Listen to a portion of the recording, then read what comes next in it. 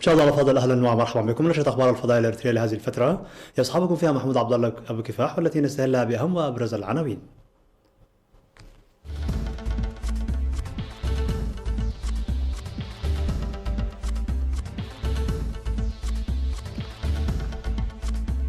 الهيئة العليا للوقاية من فيروس كورونا تصدر تعليمات جديدة. حالات الإصابة بفيروس كورونا في البلاد تصل إلى 18 حالة. مجلس الإقليم الأوسط يتبرع لصالح الوقاية من فيروس كورونا. تشاد تنشر عسكريين في نيجيريا والنيجر لمكافحة بوكو حرام. الدفاعات السورية تتصدى لقرارات إسرائيلية أطلقت من الأجواء اللبنانية. شبح الفقر يهدد الملايين بسبب تفشي الوباء عالميا.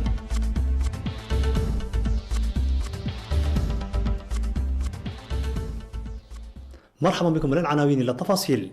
لا زالت الحكومة الإريترية تصدر تعليمات آنية وتتخذ قرارات مهمة مدركة خطورة فيروس كورونا وضرورة الحد من تفشيه بصورة كبيرة، إلا أنه وضعا في الاعتبار المخالفات وأوجه القصور الملاحظة بلغت حالات الإصابة بالمرض حتى اليوم 18 حالة إصابة، إحداها لم تسافر إلى الخارج، حيث أصبحت الأوضاع مقلقة وتتطلب قرارات احترازية أكثر من أي وقت مضى.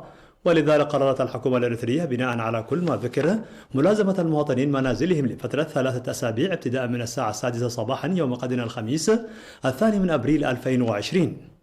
أولا، يتوجب على الجميع البقاء في منازلهم، ولا يشمل ذلك المنخرطين في المهام التي لا يمكن تعليقها كالمهام التنموية والخدمية والأمنية.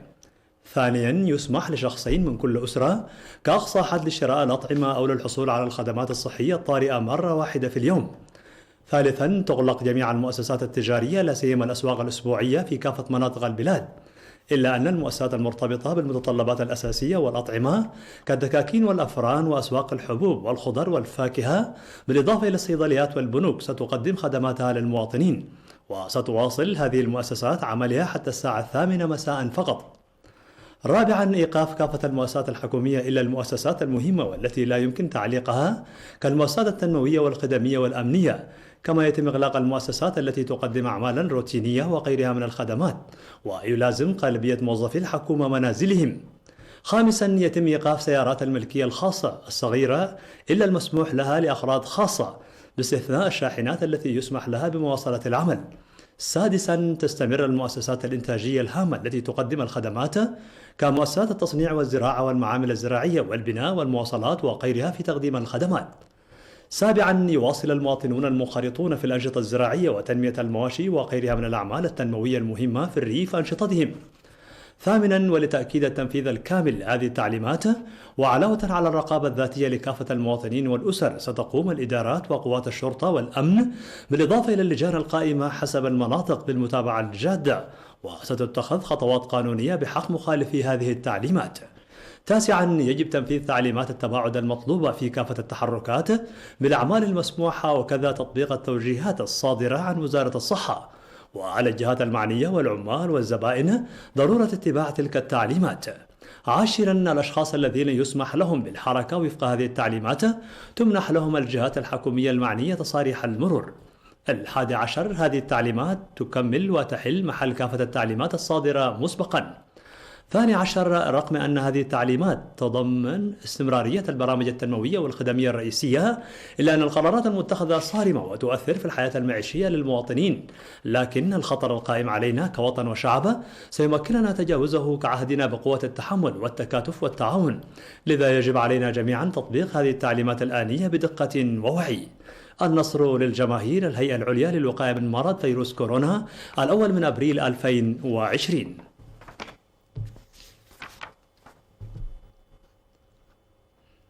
تم تشخيص 3 حالات إصابة جديدة بفيروس كورونا خلال اليومين الماضيين، بعد أن أجريت لها فحوصات في المختبر الطبي الوطني. ومن بين المصابين 3 شاب يبلغ من العمر 32 عاما وامرأة تبلغ من العمر 52 عاما قدما من الخارج، والثالثة صبية تبلغ من العمر 13 عاما أصيبت عن طريق التلامس من والدتها القادمة من الخارج. ومع إضافة هؤلاء 3 بلغت مجمل حالات الإصابة في البلاد 18 إصابة، حيث يتواجد جميعهم في المستشفى ويحصلون على الرعاية والعناية الصحية الجيدة.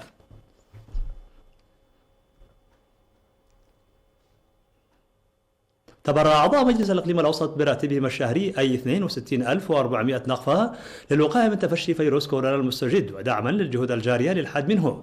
وقال رئيس المجلس السيد أبراهام سمري اليوم الأول من أبريل في الوقت الذي أصاب فيه وباء فيروس كورونا عالمنا بالهلع والقلق يجب مساهمة كافة أفراد المجتمع في الجهود الجارية للحد من الوباء وعدم تركها للحكومة ووزارة الصحة فقط. وقد اتخذ أعضاء المجلس تلك الخطوة شعورا منهم بالمسؤولية وباعتبارهم ممثلين للشعب. هذا ويضم مجلس الإقليم الأوسط 52 عضوا. وفي ذات السياق تبرع مسؤول الفروع وقادة مجموعات الجبهة الشعبية للديمقراطية والعدالة في مديرية سنبل ب40 كرتونة من الصابون بقيمة 7,000 نخفة. أعلن المدير الطبي للمستشفى العسكري بمدينة عصب بإقليم جنوب البحر الأحمر الدكتور يوسف سيوم عن تسيير جهود منسقة بين الجهات المجتمعية والحكومية. وقال الدكتور يوسف أن الإقليم يتاخم 3 دول برا وبحرا، وللحد من التنقل من وإلى الإقليم وفق التعليمات الصادرة مسبقا تجرى المتابعة المكثفة والجادة للتعرف على أوضاع كافة المعابر. وأشار الدكتور يوسف إلى أن المهام لا تخص الجهات التي تحملت المسؤولية فقط، وإنما يجب على كافة أفراد المجتمع والجهات الحكومية التعامل بجدية في تبادل المعلومات لتنفيذ التوجيهات الصادرة. وقال الدكتور يوسف إذا لم يتم الحد من مرض فيروس كورونا في بدايته من الصعب السيطرة عليه بعد انتشاره وتفشيه، وناشدا المواطنين الاحتراز الذاتي وعدم الالتفات للشائعات والتركيز فقط على المعلومات المنشورة عن طريق وسائل الإعلام المحلية. في غضون ذلك أطلق الشباب العامل في مدينة عصب مبادرة لجمع التبرعات من التجار وتسخيرها لتقديم المساعدات المطلوبة للجهات المحتاجة والمتمثلة في أدوات النظافة.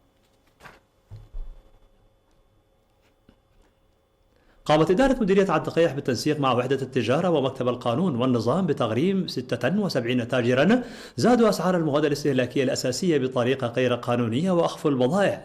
وأوضحت السيدة جابرييلا يتبارخ مسؤولة القانون والنظام في المديرية أن التجار الذين زادوا الأسعار بطريقة غير قانونية على المواد الاستهلاكية مستغلين فيروس كورونا فرضت عليهم غرامات مالية تتراوح بين 3,000 إلى 15,000 نخفة.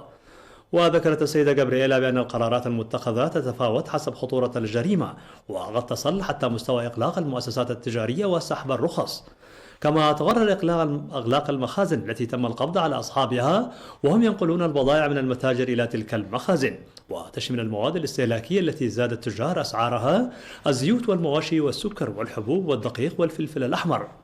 يذكر بأن وزارة التجارة والصناعة أصدرت في 21 من مارس المنصرم توضيحا مفصلا حول زيادة الأسعار غير المنطقية والمنافية للأخلاق والتي ظهرت في بعض المدن الإريترية مع ظاهرة فيروس كورونا المستجد.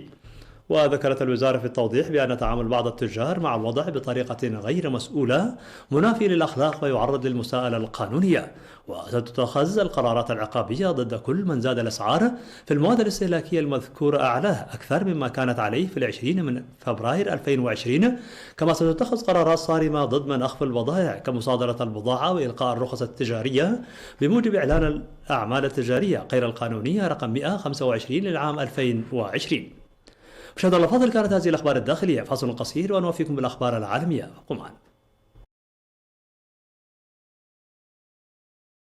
على الصعيد العالمي، أعلنت تشاد أنها أرسلت جنودا إلى النيجر ونيجيريا في إطار عملية مكافحة جماعة بوكو حرام الجهادية التي قتلت نحو 100 عسكري تشادي في مارس.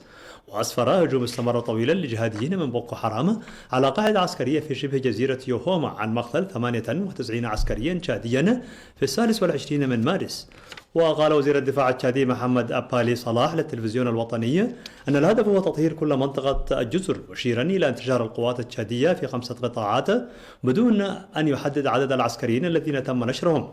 وتقع تشاد والنيجر ونيجيريا وكذلك الكاميرون على بحيرة تشاد التي تتألف من سلسلة بحيرات ومستنقعات تتخللها جزر صغيرة أصبحت ملاذا مثاليا لبوكو حرام. وكان الرئيس التشادي إدريس ديبي إتنو قد تفقد موقع الهجوم وتمركز في المنطقة، مؤكدا أنه ينظم في الميدان الهجوم المضاد الذي سمي قضب يوهوما. وتعمل قوات دول المنطقة أساسا لمكافحة بوكو حرام في إطار لجنة مشتركة متعددة الجنسيات وهي تحالف إقليمي حول بحيرة تشاد بمساعدة لجان متابعة تتألف من السكان.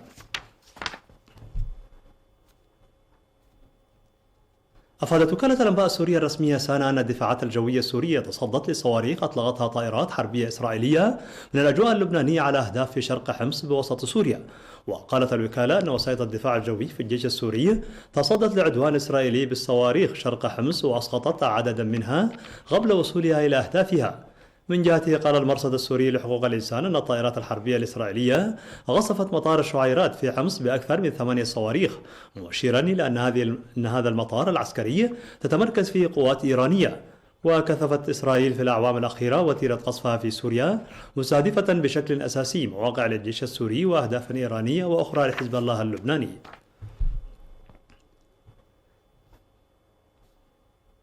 حذر البنك الدولي من أن خطر الفقر يهدد ما يقارب 24 مليون شخص في شرق آسيا ومنطقة المحيط الهادي بسبب تفشي وباء كورونا، وقال أن الأضرار الاقتصادية الكبيرة تبدو محتمة في كل البلاد، مشيرا إلى خطر أكبر يهدد العائلات التي تعتمد على القطاعات التي يؤثر عليها فيروس كورونا المستجد بشكل أكبر، كالسياحة في تايلاند ومنطقة المحيط الهادي والصناعات في فيتنام وكمبوديا. وحث البنك دول المنطقة على الاستثمار في توسيع الرعاية الصحية وصناعة المعدات الطبية ومنح مساعدات مالية للمرضى من أجل مساعدة العائلات واحتواء آثار الوباء. ويتوقع البنك وفقا للسيناريو الأسوأ أن يصيب الفقر 35 مليون شخص، بينهم 25 مليون شخص في الصين. ويتوقع البنك الدولي تباطؤ النمو الاقتصادي في الدول النامية في منطقة المحيط الهادي وشرق آسيا ليبلغ 2.1%، بينما كان معدل النمو 5.8% عام 2019.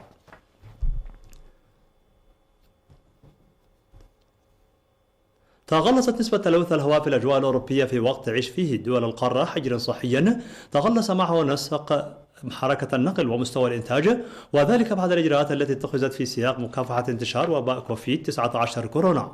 ورغم ذلك فإنه من المبكر قياس آثار هذا التراجع في نسبة التلوث على المدى البعيد.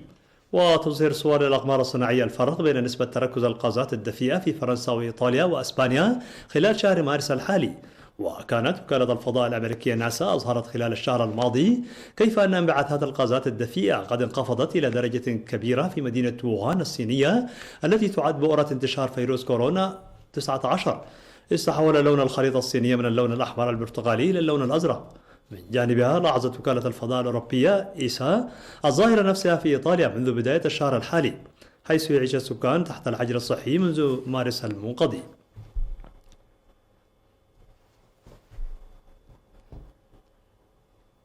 مشاهدينا الأفاضل، بهذا نكون قد وصلنا بكم إلى نهاية النشرة. شكرا على حسن المتابعة، دمتم بألف خير.